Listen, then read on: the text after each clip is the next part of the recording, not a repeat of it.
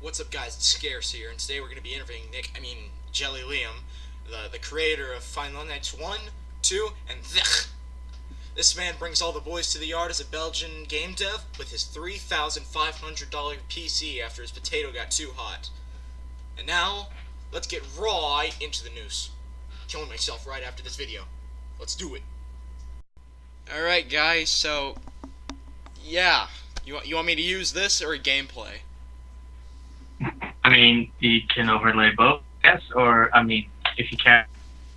Yeah, alright, we'll just decide later, but, here's LiamJeli, my, like, 2 subs, yeah, 200, I don't know. It's almost 300. So, say hi, man. I'll say hi. Hello.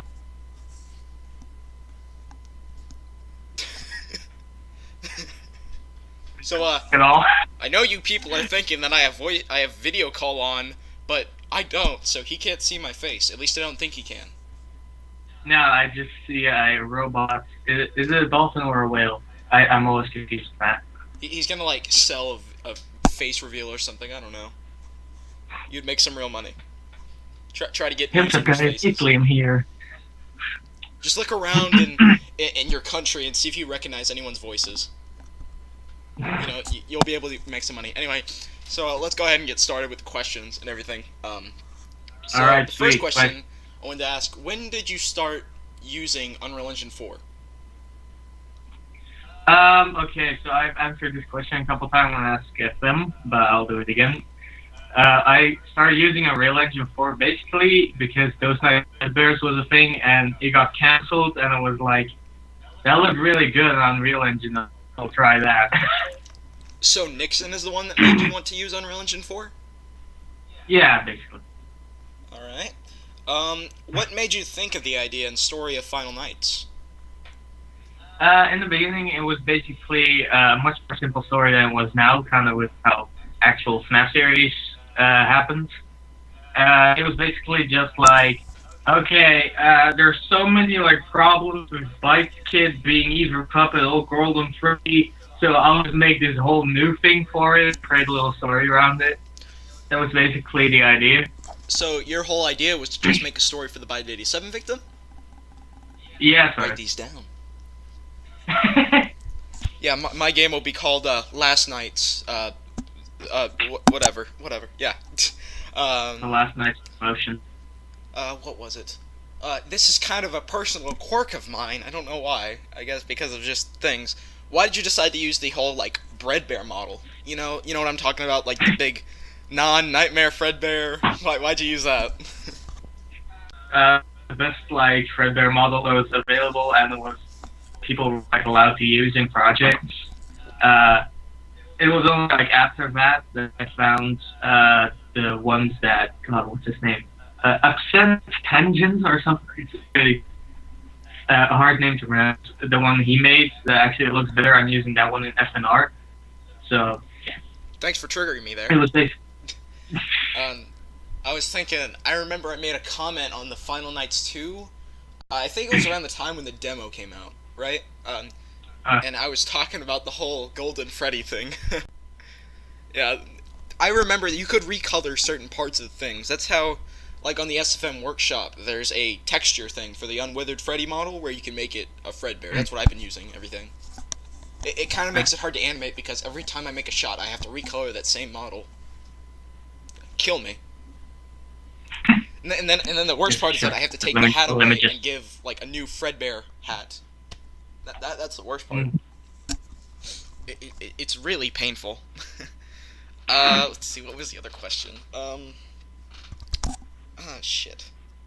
Do you plan on making any other Unreal Engine 4 games that are, like, as big as Final Nights after Final Nights Redux? Definitely. Not FNAF fan games, but definitely expect some things to come the Final Nights, hopefully. Oh, shit. And... Oh, shit, 1 second, I'm gonna pause this. Oh, God. Okay, we definitely did not pause this video. Definitely not. Yeah. So then I didn't just like move aside like the fact that fucking dish is standing on the closet. Do you plan on doing like SFM things after games? Like, I mean, not Five Nights at Freddy's animations, just anything with SFM, because I know that you have it. I have it, but I'm not really used to it, and I don't use it often. I've made like a couple of posters with it. Animation and stuff is like, how does this work? It's totally different from like any other stuff. Do you, do you use it for like like making the animation in Final Nights? Is that how you do it, or do you animate in? No. I made in Blender, and then export the rig animations into Unreal Engine. Look, fuck Blender. Okay, I can't work it. I have the whole thing installed and I can't work it at all. It's the worst thing. I know how to make the block extend. Okay, so I'm basically the master of it. Extend block? Yeah, I'll make anyone a block. I'll port that to the SFM workshop. Cubes. Boy. Hmm. You'd get some ironic uploads. Yeah, I'm gonna upload like rigs, you know, like that Seth Leon guy. Yeah, that's gonna be the best part. Now I don't want anyone to get butthurt on this question, but what do you think of the glitch guy on Game Jolt? Like, I mean, not like his previous games. I mean, like the new one that he made, the Those Nights at Fredbear's one. The game or the person? Yes, a little bit of both. A little bit of both. I'll split it up in two. The game is sort of... I don't feel like it's really a game. It's more of a compilation of stuff to look at. And if I'm honest, the stuff to look at isn't all that fantastic. But, I mean, he's trying. He's trying. He's not polishing it a whole lot. But he's trying a whole lot of everything. And as a result, it's kind of becoming a whole lot of nothing. Yeah, I would say that... and you go ahead. I thought you were done. Sorry, my video's lagging a bit. As a person, I'd say he's kind of both over-ambitious a bit and also a bit over-enthusiastic in a bad way, if that makes sense, in that he really wants to dig into me and Nixon's games for some reason and expose it! Expose him! And expose all the secrets and the code in it, going as far as to fucking decompile it to like remove all the walls and shit. And me and Nixon, we aren't really all that fond of that. So I mean, he's doing it because he's like, look at all this cool stuff that's hidden, but it's like it's hidden for a reason, dude. Don't overstep your boundaries, please.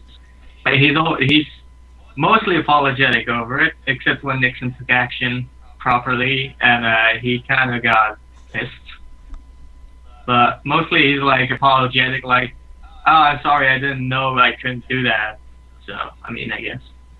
I have to say, it's kind of good to be ambitious, you know, like how he is, because that Fredbear's game is actually at least playable. Like, I mean, I've seen big YouTubers play it, and it at least looks okay. With a little bit more work, it could be as good as any Unreal Engine 4 game, you know, just at least mediocre. Yeah, but I mean, it really shows like kind of like he throws in a lot of elements, but he doesn't put a lot of effort into each individual element. For example, the flashlight. It has a visible flashlight view model, yes, but it's like permanently stuck to your fucking face, and there's no hands to it, and there's no animations for it. Look, don't worry, I'll make a story for that whole flashlight. Okay, that'll be the new theory next week, guys. We're a cyborg, and it's like extending out of our mouth. Of course, we were stuffed in a That's why it's attached to our head. It stuck a flashlight on our head. But hey, dude. Glitch, are you writing this down? Yeah, write it down. His whole, like, exposure thing, hey, look, some of us are like Chemstar sometimes, okay? Like, right now, I'm exposing your thoughts. I'm going to sell this to a big market later on, BBC. Are you going to ruin my career? Yeah. No. I think it's okay if he looks in games, but not for, like, the resources inside, just to, like, see how things work. Like, he shouldn't upload it to his YouTube channel. Yeah, he shouldn't upload it to his YouTube channel. I think he should just get the projects, decompile them for his own use, but not use anything in it, just to see how everything works. Because that's how I think some game developers like it.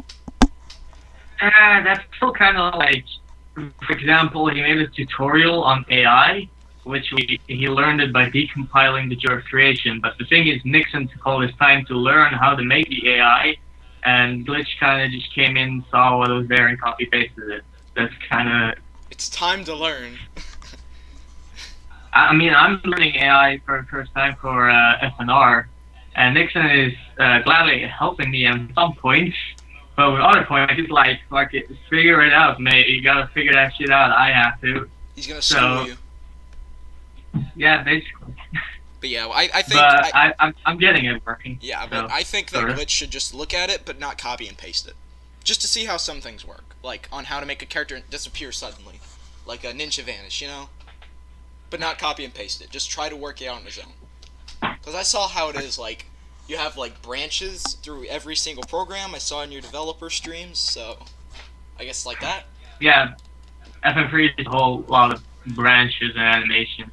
It's just basically a whole lot of checking what the player is doing and then making a decision based on that.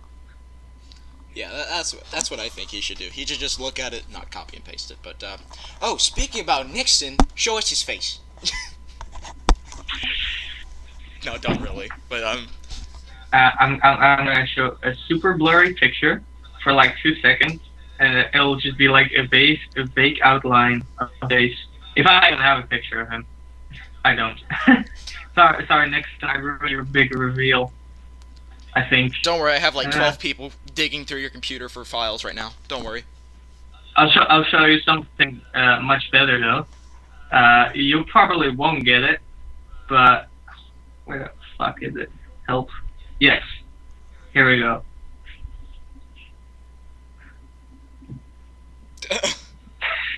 Is that Arnold's? Is that Spider-Man? It's an inside joke between me and Nixon because we both speak Dutch. That's gonna be in Those Nights in Fredbear's Reborn. That's our character. Yeah, sure. I mean, with how much fucking legacy this picture has, it might make its way. Yeah, I'm gonna have to. That's gonna be the character in Those Nights in Fredbear's Reborn, isn't it? Sorry, yeah, just Nixon. You need to do it now. You need to do it. That's actually a concept art for there. What was that one question? I'm about to say it. God damn. Alright. This is the big question. You have to expose yourself right here with this question. Admit it. Oh, shit. JJ is the one behind it all in Final Nights 3. JJ doesn't fucking exist, dude. Oh, well, fuck in you Final too. Nights 1. Fuck you too. How dare you There's confirm no, my theory? there is a JJ in sort of Final Nights 3, but let's just say if you manage to encounter JJ, you're not gonna get the good ending. Holy shit. So, well, basically, if you haven't figured it out yet, all the bad endings in FN games basically are endings that are lore-breaking. So, purple guy witnessing the bite, purple guy never having killed anybody and it all being a dream. In FN2, those endings, those are bad endings because they're lore-breaking. They aren't what actually happens. So, purple guy didn't see the bite in Final Nights? No, it didn't. Oh, fuck. That's why it's a bad ending. As well as the ending that for some reason doesn't seem to work, and I've only seen one person get legitimately, and that's the arrest ending, and I can't actually for the life of me figure out how to trigger it again. The what ending? It's something with the arrest ending. There's an ending where you basically get arrested. Why was I never told of this? I gotta get my phone out now. I gotta search that up. Yeah, if you search Final Nights 2 arrest ending, it's somewhere. Final Nights 2 arrest ending. I'm partially glad that it didn't. It's like hard to trigger because it's not the best ending in the world. I'm gonna look it up as well, see if we actually get any results. All I'm seeing is like Omar and 8-Bit Ryan's videos. Yeah, hold up. Let me scroll through it and let me give you a link on Steam. Alright. I guess I'll show it on YouTube as well. It's somewhere. It exists. I've seen a video of it. I swear to God, it exists. I scroll all the way down and I come across Hannah Montana, Yandere Simulator, and American History X. What is this? Hang on, Anna. Fucking.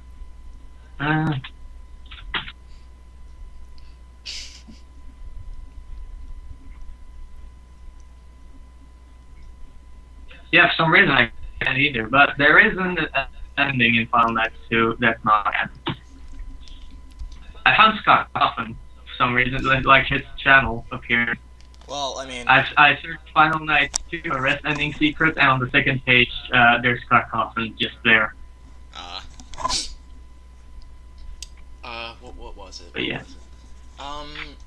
Oh yes, do you think, that you will release a, like, character models for SFM? Like, not the animatronics, I mean, like, the humans. Because, like, in Final Nights 2, we had the purple guy and his wife models, so will we be getting those, or just, you know, Fuse? We'll just use Fuse. What happens is, in Final Night 3, and this might change, I'm not gonna say this is how it's gonna be just yet, but, while I was making that, the Fuse, like, auto-rigger, because the programmer used to make the humans as Fuse, and it has an auto-rigger that automatically makes a skeleton you can animate, but it wasn't working at the time, so I had to rig them myself. As a result, the rigs are kind of glitchy a bit, so I doubt that the FM3 human models will actually make it to SFM, but there are going to be humans in FNR, as seen in the latest teaser, and they are definitely properly animated, because I'm also able to use animations. So maybe they will find their way to SFM. So will Final Nights Redux have, like, day sequence? Or what? Final Nights Redux is, like, completely different from any of the other games. It's full free roam. Even as far as the settings menu is different. It's been the same for all 3 games so far. The settings menu is something completely different this time. Like, nothing... it's much more similar to how Final Nights 1 worked than the other 2, but as, like, an improved version it was supposed to be. Sorry. So, like, I saw in Final Nights 1 we had the attic, and then we also had Mike Schmidt's room, but then in Final Nights Redux we have his whole house, which looks awesome, by the way, the attic, of course, and then the Five Nights 2 location, the 1987 location. Will we have any more, or is that, like, a secret? I think so far that's all we have planned, and, like,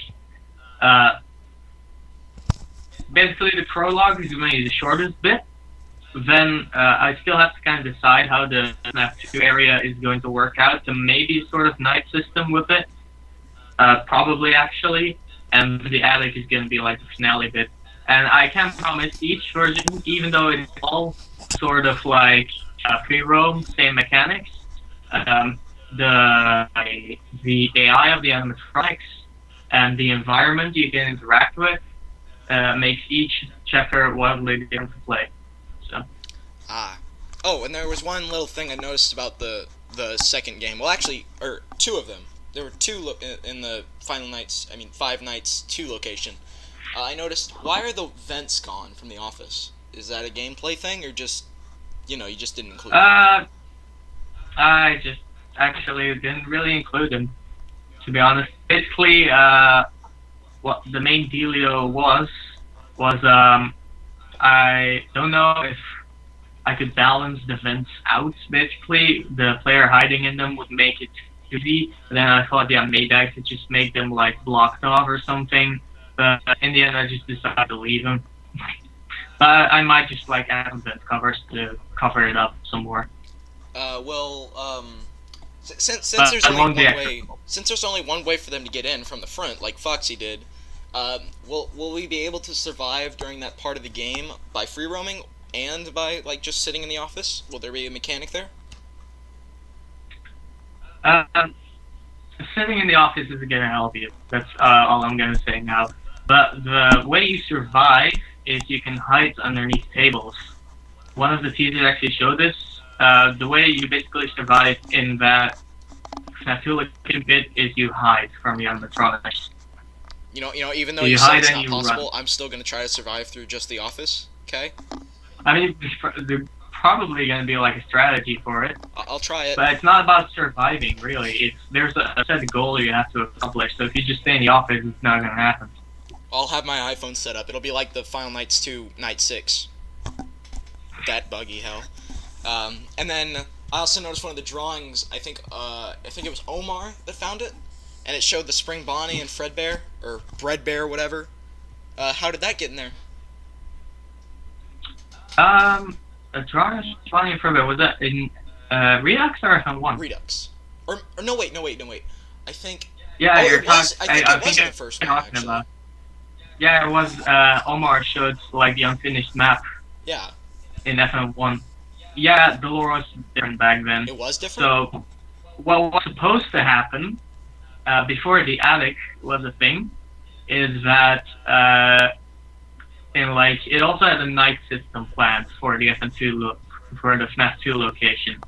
On the last night, you'd see that one of the walls was broken open, and then instead of the toy animatronics, you'd have Fredbear and Spring Bonnie roaming around, and it was basically like a fake wall they built, like at the back room. They covered up the back room, and that was like what that drawing was hinting at. But then the attic came to my head, and it was like, yeah, it's a much better thing to do. So you were thinking of a safe room type of Fredbear's Family Diner. Yeah, the basic idea was like FNAF 2 location was kind of built on top of the diner. That was changed later and to making the diner a separate building. Alright, then let me get my pencil out. Hidden safe room. Okay, that'll be for Rickety Rick. Okay.